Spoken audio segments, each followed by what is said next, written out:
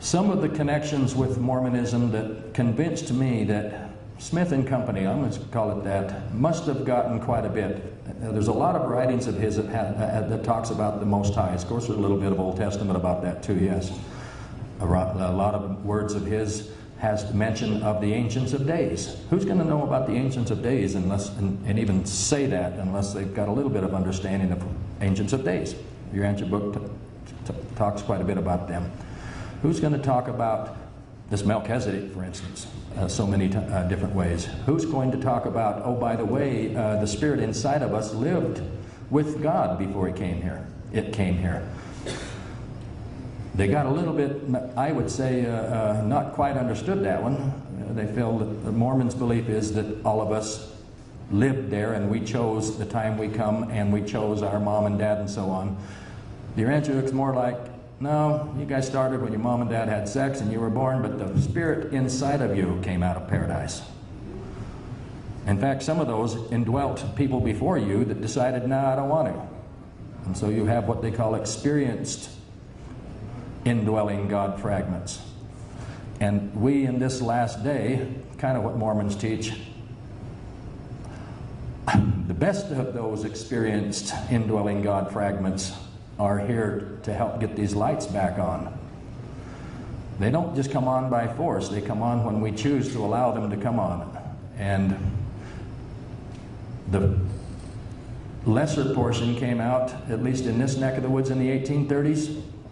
About 100 years almost to the day, they went to work on the greater portion. It wasn't translating gold plates at this time, so maybe it was, we're not so sure. That's not a part of the rumors anyway. From 1905, Smith's era was 1805 to 1840s, and this era is the same thing 100 years later. Incidentally, for those of you who know about Dr. Steiner, a German guy, Austrian German guy, he also during that exact same time period was receiving incoming information that almost the same. A lot of his lectures that he gave was has to do with life on other worlds and the time when the lights would come on and so on. They were, any listening ear on the planet available, they were willing to help. Well, a group back in Chicago decided they did want to tune in, and through a few that became known as the Forum, I guess. I'm not going to try to be authority on that, but a group of people back in the early turn of the 20th century decided, yeah, we're going to dare to listen up, and they come across some information that says, wow, we can tell you about the cosmology of the whole universe. The deeper your questions, the better your answers. So they would submit questions, and the more, of course, the more things they got, the more answers they got, the more intelligent their questions became. And in a nutshell, after 20, 30 years of doing that, they had some pretty darn good questions, and we're getting some pretty heavy-duty answers. For you who have read the Urantia book, part of it is we're still scratching our heads, what's that trying to say? Because it's pretty ahead of its time still. That was around 1930s when that was completed, my understanding. In 1940, they were thinking we'll print it any time now. It was not permitted to be printed until 1955. Some say the war had something to do with it, World War II. But they were printed in 1955. And then, I think the revelators did not quite know for sure what was going to happen. Wow, we saw what happened to the Mormons. What's going to happen when this book hits the stage? So, I don't know, I don't claim to know, but I'm guessing that might have had something to do with why they were saying, don't get out there and announce this on the housetops yet. In fact, let it go by word of mouth. Let the angels direct where it goes, and that's what it did for the first couple, 3 decades. Even to this day, you don't see a campaign really trying to do it on talk shows and so on. I think we're at that day now. There is one of the scriptures here from Old Testament, from Isaiah, that I may or may not get to, talks about the day when the lights come on, when these things will be heralded from the housetops. Wow, that internet sure makes it easy to get on there and Google the Urantia book or any topic, search engines. Literally from the housetops now.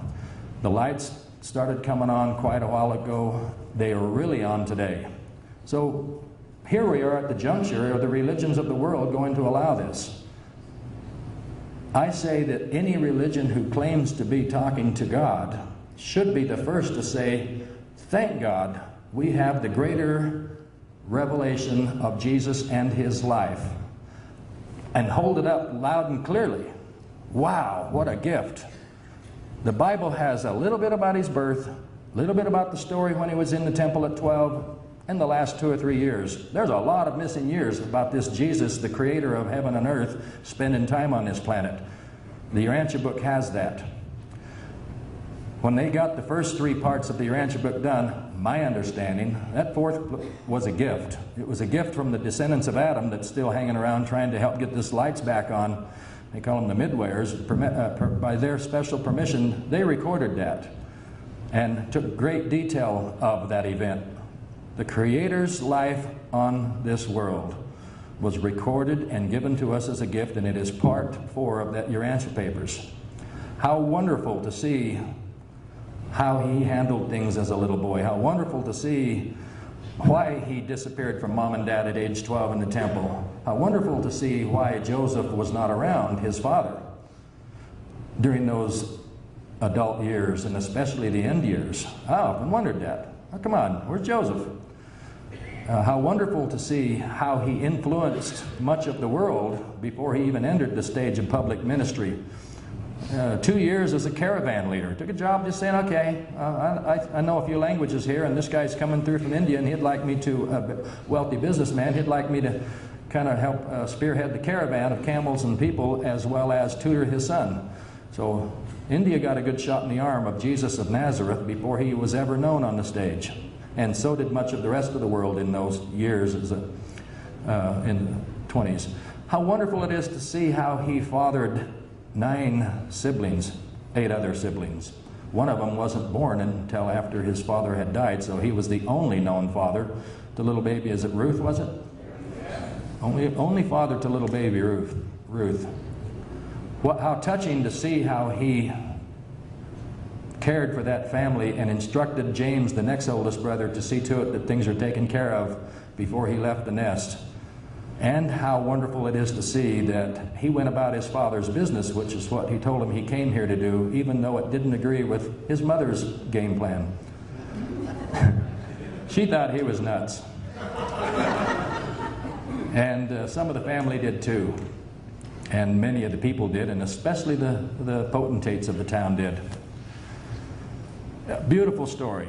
Beautiful, beautiful, beautiful to see the story, but more beautiful to hear the teachings without it being subject to Constantine's pick and pull and whoever else in the ages of time. We're lucky we had the result of the Bible, what we did get. Very, very fortunate.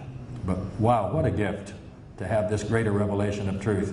And again, I maintain any religion who says they are in touch with God, Pope, prophet, no matter who, should be those who saying, thank God, thank you, universe, and hold that high for its members to say, we have been blessed.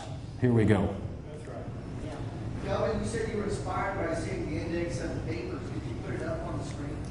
Say that again? You were inspired by the index of all the papers of the Urantia book? Yeah, it would take a minute to find where that is, but yes, that index will, he's wanting to know if I put the index of the Urantia book up there. Sure.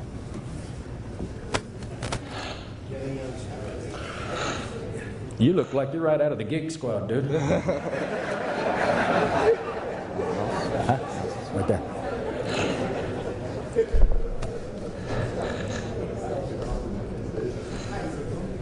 I think that it would not be a hard thing to do, and I'm only going to speak for what I know. I personally met with the people here in Salt Lake.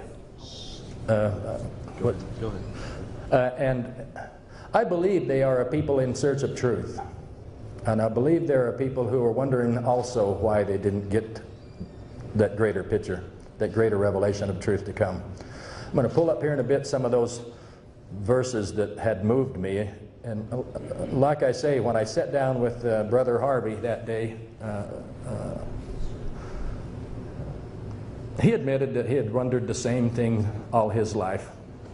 He didn't know why I didn't get them. Thank you very much.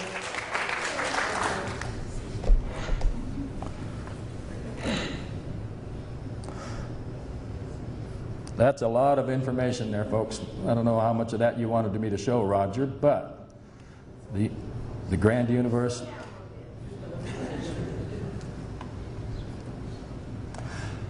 While people are reading through that, let's do a couple of questions here. Anybody have any questions, feel free to chime it in right now.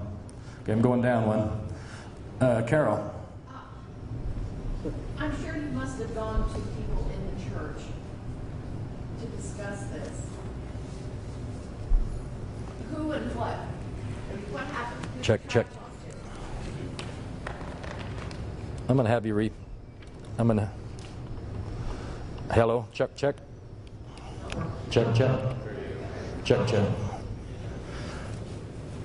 There's a button on there you can push to turn it off when you're finished. I am 55, you know, I can't hear you very well. If it's green, it's on. Oh, okay. So I'm sure you've gone to people in the church to discuss this, to try to get them to look at it and get some response. Not necessarily by name, but by writing a serial number. Who have you gone to? What's the response been?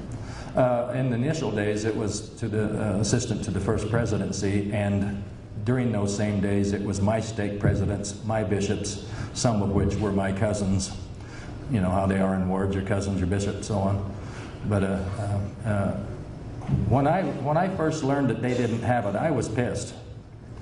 I was pissed. You know what the first thing I did? I went down back to my community, went in the liquor store, and asked for a bottle of whatever it was. Give me that one. It shows me a little bit maybe of my nature looking back, but he said, "You want this in a brown bag?" I said, "No, I don't." And I took that and I walked up and down Main Street in the little town of Roosevelt, Utah, because I knew that I wasn't going to be judged by God if I had a bottle of liquor. One of the reasons I did that, because I had just read in Isaiah where it says, "If a man walking in the Spirit do lie, saying, I'll teach of wine and strong drink, he'll even be the prophet of this people." Now, I believe that. It made me feel bad because and up until that time, I had never touched a drop of liquor, never had a puff of anything, and a few Pepsis. Somebody way back there. Yes. And so, other than that, it's just been friends and family. But for the most part, the LDS people that I've come across that are still active and don't know about the Urantia book, their overwhelming is, if God wanted us to have it, He would have given it through to the channels of authority. And until, if you understand Isaiah, if any of you do, Isaiah's message is, the bonds are made tight that no man can loose them. When the lights come on, you'll be surprised. You're just going to have to get on Examiner.com and find some of these articles, but you'll be surprised how much the Book of Mormon talks about these people of Ephraim at the last day, and there's nobody that I know of that calls themselves the people of Ephraim. Then right here, every Mormon youth, LDS youth, when they get age 13, 14, 15, go in what is called a patriarchal blessing, whereas the patriarch of the area tells them a little bit about themselves, and one of those blessings, they wait with bated breath to see what descent they're from. They're either going to be from Ephraim or Manasseh or one of the other house of Israel people. Most of them are told they are of the line of Ephraim. Well, that being the case, I don't know of any other people that claim to be of Ephraim, and Isaiah has a lot to say about the people of Ephraim at the last day. One of which, let me just quote that and then we get to your question. "Woe to the crowned pride of Ephraim, who sit at the head of the fat valleys of those that are overcome with wine, not wine wherein they stumble with strong drink, but where they err in vision and stumble in judgment. The leaders of this people have caused my people to err. For the word of the Lord was unto them, line upon line, precept upon precept, here a little and there a little. And they went forward, but fell backward and were snared and taken." And that's a heavy statement to be making as an LDS active person, saying, wow, my leaders have defaulted. Big deal. Adam defaulted. We love him. It's no big deal if the leaders defaulted. Let's get over it and bring on the 5th Epochal Revelation is what I say. Your question way back there. Sure, thank you.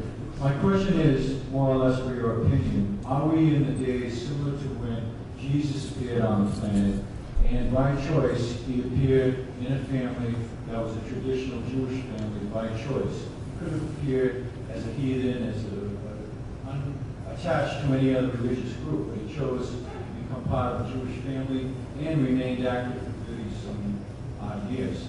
So my question and my thoughts are, was it the plan of the angels of the churches and the angels of futures when Jesus came, for him to uplift the revelation of the Father through the Jewish faith, and they just rejected him. And are we living in similar times when the Urantia revelation is being presented on the planet?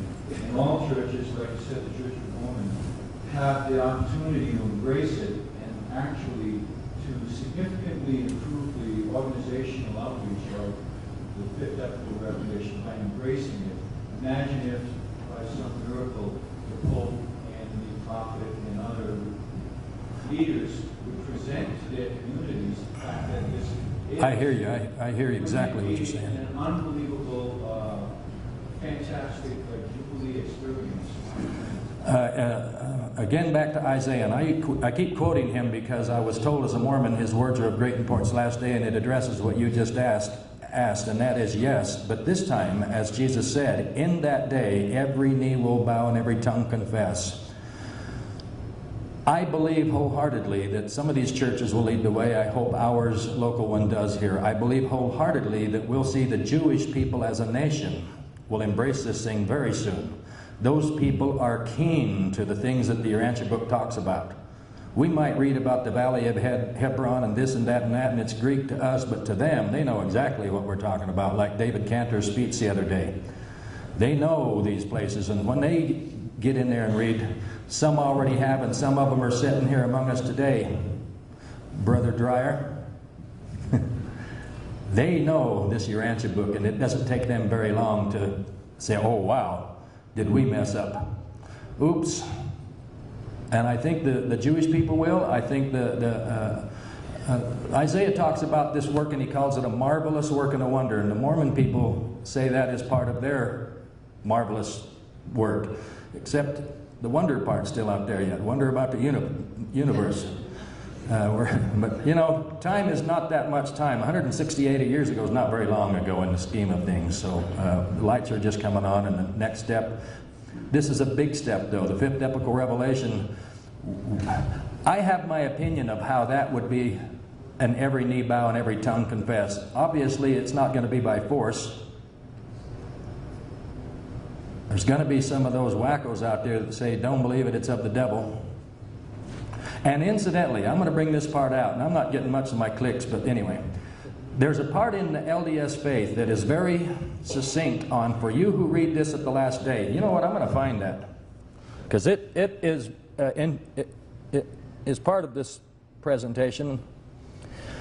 And it's what will help every LDS person say, okay, this makes sense. Anybody see the one up there? Bring this away. Okay. You have this away, it's actually clear. Thank you. What are you looking for? Most important in the last days. You guys. I think you know That's a portion. I do know it well enough. All right, you're going to trust that I'm not, I might miss a few words. In the book of Moroni, and last part, one of the part, Moroni again was the Mormon's son. The Book of Mormon was named after Mormon, and Moroni was his boy. And when he got finished with all these records, he hid them up, and we don't even know if he died or not. I have the opinion that this temples that are all over the land that Mormons built, 130 something of them now, with got this Urantia dude on top, Moroni. I'm wondering if he even died at all. We do know that Elijah didn't die, and when Urantia book talks about they can be transfigured, and Mormonism talks about that as well, and maybe Moroni is still assisting, but these Urantia temples, according to Isaiah, he calls them eminent palaces. And he talks about how they will become places of refuge and places of learning. And that's just what the Urantia book talks about in the ages of light and life, where we're able to go into these temples and to be instructed from on high, the universe broadcast circuits and so on and so on. I believe that when that happens, that people will just wither and die. You're either with light and life and energy and vibration, and you exist and you move on and you survive, or you just wither on the grapevine and you're not very many generations, and there won't be such a division of the hecklers versus the true believers. That's what I believe in answer to your question. But nothing, big voice from the sky that's going to cause people to line up or else. That's just not, I don't think we can expect that. Somebody else had a question here. Right here. I just wanted to remind you, Urantia Fellowship has Urantia books and free postcards for Urantia books and secondary works available for the LDS community in the lobby as you leave. Just wanted to share that. Thank you very much. And those are, again, at no charge. We're not here trying to sell books, you guys. But any information is helpful, just grab it there. Bookstore is over here. We're not far from here. Upstairs is where they eat, and downstairs we have a bookstore of some of these publications. That part in the Moroni that I was going to, it says, "For you who read this book at the last day, I'm going to show you how to judge. And see that you don't judge wrongfully. For whatsoever persuades a man to do good, and to believe in Christ, and to love God, and to love his fellow man, and to serve his fellow man, you will know of a surety it is sent forth by the gift and power of God. And for you who say the devil's up to something, let me speak particular." I'm quoting here, not me talking. This is Moroni saying, "For you who say, oh, it is of the devil," because many do, "Oh, he'll give you 9 truths to slip in 1 lie." He said, "Let me speak to you particularly, because these words will condemn you at the last day. For the devil, nor those angels who subject themselves to him, will not persuade a man to do good, and to love God, and to love his fellow man. It is contrary to their nature." There is a lot of insight in the pages of Mormon and in that book that is very, very beautiful to the person looking for truth. It is definitely a precursor to the greater revelation of truth that we can now enjoy. Here is a couple obvious differences between Mormonism, or it's going to be a few obstacles. Yeah, we know about it says Jesus didn't die for our sins. That's one of them. But Mormons are very strong on eternal marriage in those temples. We go in and married for time and all eternity. The Urantia book says, no, that's not quite it. But whatever. They're going to have to get used to a few of those things. Again, like I said, we didn't live and make choices before according to the Urantia book, even though the Spirit of God, the thought adjusters, our indwellings did. A little bit arrogant now after reading the Urantia book to think that, boy, someday I'm going to be a god and populate my own world. A lot of them were taught and believed that, but in the Urantia book, no, we become in the core of finalities, and we might be of service out there on worlds of time and space, but not quite man's purpose to become a god and populate his own world. Resurrection with physical bodies is another big difference. In the LDS belief, when we die, that body will be resurrected. Thumbnail it, off and wonder, okay, will be, your hair grows, your fingernails grow. I'm not going to get all of it back, am I? I'll be a hairy, long fingernail guy. But John the Baptist. yeah, John the Baptist. But these are simple things I think that they can adjust to, but the Urantia book talks about, yeah, you're going to get bodies, it's just not this one. I guarantee you dig up Brigham Young and his bones are still going to be there. He's not resurrected, and anyone else. And yet, Ezekiel, they get this from some Old Testament writings, and especially like Ezekiel when he looked and the graves were open and the bones came and flesh on the bones and so on. But that's a big difference. Resurrection, nonetheless, just not the literal physical here, but a new physical body, a new Urantia body that's patterned after this one. One of the big differences is that the Word of God will only come through the prophet. LDS people are pretty schooled on that one. If it doesn't come from them, they're going to hopefully will modify that to say, hey, you're free to get God from whatever, the best, choose you out of the best books they were once taught. If you lack wisdom, ask. Anybody can ask. I hope the prophet can do like Adam did. Remember when Adam first came, they all the garden people go, whoa, 10 foot tall and violet skin, he's a god, and began to worship in some degree. And he, no, you don't worship me. I don't think you'd ever see Adam or Jesus with his picture sideways profile on a book advertised at Deseret Bookstore. Wow, come and buy me. That's a prophet or an Adam type would be the last to do that. No. You worship the Father. Venerate Him. Don't even venerate me. I point you to Him. I help you understand Him. Hopefully we'll get back to that and any other religion. Question, Cal. Yes? Just more of a comment, really. My wife and I visited Salt Lake City probably 25 years ago, and we went to the Beehive House, which was Brigham Young's home right near the temple in downtown Salt Lake. Now they've changed the name of that to the Lion House. And 25 years ago, they went on and on and on about him having 27 wives. Now, the Lion House, they didn't mention it at all. So I'm really impressed with their ability to change, and hopefully they can go forward and accept some of the truth from the Urantia. That's a good point. I don't think they have to hang their head in shame over it too bad, though, you know. The rest of the biblical world talks about Solomon and David having all those wives and God giving Hagar to Abraham and so on. The rest of the world needs to get over that as well. Mormons did.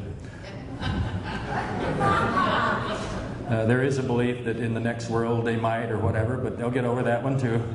But you're right. Here's something that I would like to read, and this is right out of Mormon scripture. Now, I think this is very applicable. Time speedily comes, and great things are to be shown forth to the children of men. We are there. This was 1830-something when this was given.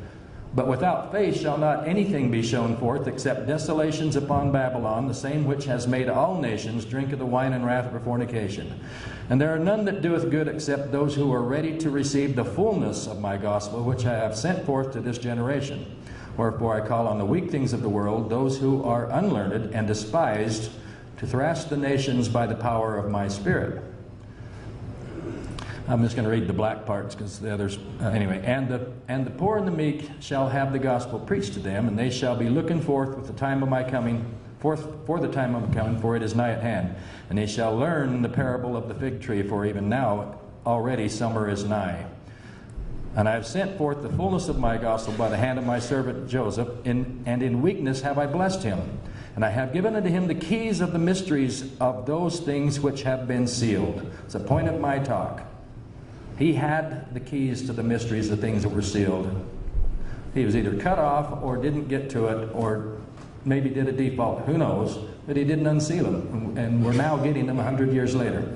And then it says, even things which were from the foundation of the world, and the things which shall come forth from this time until the time of my coming, if he shall abide in me, and if not, another will I plant in his stead. In other places, it talks about if you don't receive the greater things, it will be withheld from you and given to another people. The question the LDS Church must be asking is, why didn't we get it? I went there and asked them if they had it. I thought they had it behind closed doors. They said no, and I don't know who does. You can believe that, or you can go ask them yourself. It's hard to get in there, though. But we do have it. Doesn't matter. The lights are coming on, and it is not an instant gift. We need to earn this. The challenge to all of us, whether we're still in this church or that one, or just nomads out here in nomads land with the Urantia papers, the Urantia book is clear that this world will not change by us preaching it or telling all these great things that are in our knowledgeable head. It'll change when we become living examples of the life that Jesus lived. The world changes one chained soul at a time. I can stand up here and I could be a preacher in a pulpit all day long and tell you all this stuff, but it's what I am, not what I say. What you are, not what you say. And these conferences are great. Mormons love conferences too. Susan. Oh, okay. I'm going to play this last, one more question. I'm going to play a last closing Battle Hymn of the Republic. You're going to love this. I've just been impressed, Len, by the rapid growth of LDS, and I was wondering, from your perspective, what can your Urantia community observe and maybe take from the LDS program of religion that would inspire us to grow and dedicate ourselves as they have been? Service. They are a very service-minded people. They take care of their own, they take care of their neighbor, they take care of the neighbor's dog, they take care of people. Service, loving service. We can do that no matter what belief we are, and it'll be our best and greatest contribution. And seek truth. Don't ever, we know we don't have to go outside to someone else to get it, or through some box or some religion. We can, and daily experience is our teacher. And the Urantia papers and other papers are tools, but daily experience is our teacher, and that promotes service. Any burning question? If not, I'm going to play this song and we're done.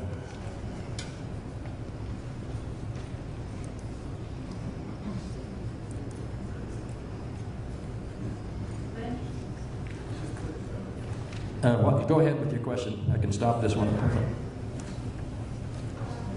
Two-part question. Here in the precept, you mentioned that the elders no longer openly acknowledges this greater record to come. I don't know if you spoke to that in the letter. Try to understand if that is the case. Could you expound on that? And also the 2/3 sealed plates, the gold plates that you spoke of, are these actually in material possession of the elders? I don't think so. I don't know if they were ever even existed or not, but I don't have any reason to believe they did or didn't. I would say they did. I believe they did, but I wouldn't be surprised if they never existed. But the 2/3, Moroni gave them back to him and said, I'm going to take them back and seal them up, and you won't get them until you're ready. So they don't claim to have those behind closed doors, not that I've ever witnessed anywhere. You spoke of the translation from what language, obviously to English, but from what language were they? Were they Reformed Egyptian, is my understanding. When these people came here, they came, somebody else gave a talk, Cantor, about 600 BC. There was a great worldwide push of events going on, and the midwares and the angels of the churches and so on, and angels of progress really did a surge. And that was when Mormonism kind of started. 600 years BC is when, out of Jerusalem, one guy named Lehi and Nephi were told to get out of there, that this land across the sea was kind of reserved for a great purpose in the last days, to bring about the fullness. Because over there, they probably weren't going to let it happen, but here, people seeking religious freedom, and by golly, we have a constitution that guarantees our right to that.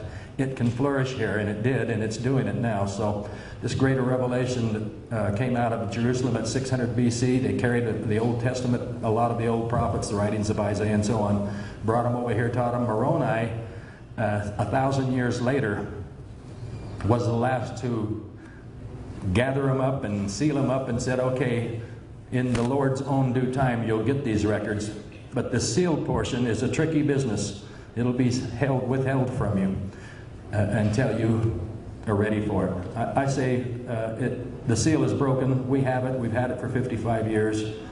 But that's the greater portion, and it came. I don't believe it is the same sealed portion. I believe the information that we have in the Urantia papers is the same information that was in that sealed portion. God is the same yesterday. He's going to tell them the same thing He would tell us if He was here.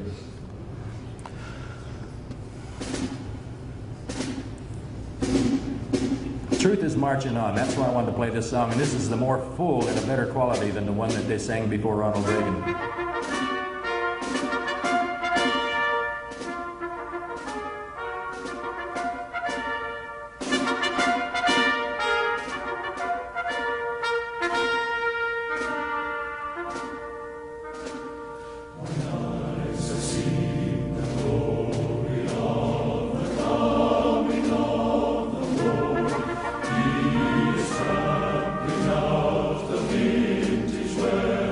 Grace of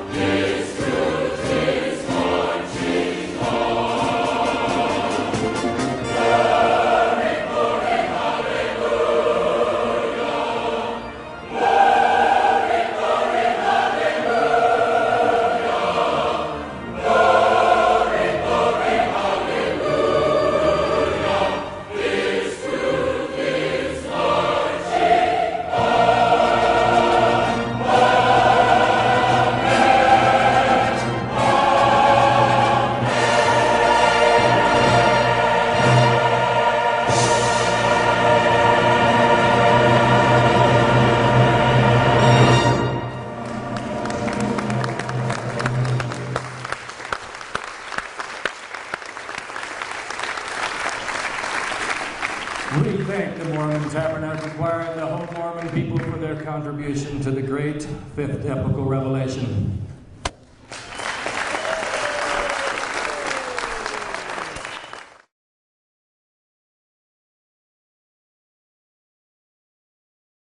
And so on. They were, any listening ear on the planet available, they were willing to help. Well, a group back in Chicago decided they did want to tune in, and through a few that became known as the Forum, I guess. I'm not going to try to be authority on that, but a group of people back in the early turn of the 20th century decided, yeah, we're going to dare to listen up, and they come across some information that says, wow, we can tell you about the cosmology of the whole universe. The deeper your questions, the better your answers. So they would submit questions, and the more things they got, the more answers they got, the more intelligent their questions became. And in a nutshell, after 20, 30 years of doing that, they had some pretty darn good questions, and we're getting some pretty heavy-duty answers. For you who have read the Urantia book, part of it is we're still scratching our heads, what's that trying to say? Because it's pretty ahead of its time still. That was around 1930s when that was completed, my understanding. In 1940, they were thinking we'll print it any time now. It was not permitted to be printed until 1955. Some say the war had something to do with it, World War II. But they were printed in 1955. And then, I think the revelators did not quite know for sure what was going to happen. Wow, we saw what happened to the Mormons. What's going to happen when this book hits the stage? So, I don't know, I don't claim to know, but I'm guessing that might have had something to do with why they were saying, don't get out there and announce this on the housetops yet. In fact, let it go by word of mouth. Let the angels direct where it goes, and that's what it did for the first couple, 3 decades. Even to this day, you don't see a campaign really trying to do it on talk shows and so on. I think we're at that day now. There is one of the scriptures here from Old Testament, from Isaiah, that I may or may not get to, talks about the day when the lights come on, when these things will be heralded from the housetops. Wow, that internet sure makes it easy to get on there and Google the Urantia book or any topic, search engines. Literally from the housetops now. The lights started coming on quite a while ago. They are really on today. So here we are at the juncture of the religions of the world going to allow this. I say that any religion who claims to be talking to God should be the first to say, experienced indwelling God fragments. And we in this last day, kind of what Mormons teach, the best of those experienced indwelling God fragments are here to help get these lights back on. They don't just come on by force, they come on when we choose to allow them to come on. And the lesser portion came out, at least in this neck of the woods, in the 1830s. About 100 years almost to the day, they went to work on the greater portion. It wasn't translating gold plates at this time, so maybe it was, we're not so sure. That's not a part of the rumors anyway. From 1905, Smith's era was 1805 to 1840s, and this era is the same thing 100 years later. Incidentally, for those of you who know about Dr. Steiner, a German guy, Austrian German guy, he also during that exact same time period was receiving incoming information that almost the same. A lot of his lectures that he gave has to do with life on other worlds and the time when the lights would come on. Thank God we have the greater revelation of Jesus and his life, and hold it up loud and clearly. Wow, what a gift.